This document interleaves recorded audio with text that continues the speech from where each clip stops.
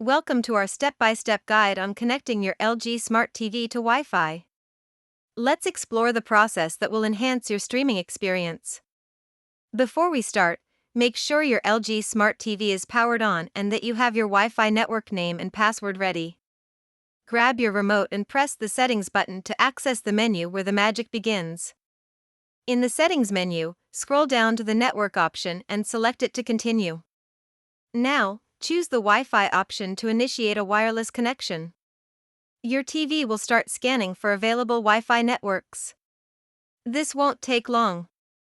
Once the scan is complete, you'll see a list of available networks. Select your Wi-Fi name from the list. Now, enter your Wi-Fi password using the remote. Ensure that it's entered correctly. Once the password is entered, the TV will connect to your Wi-Fi. Look for a confirmation message to ensure everything is good. If you face any issues, check your password, ensure your router is operational, or restart the TV and try again.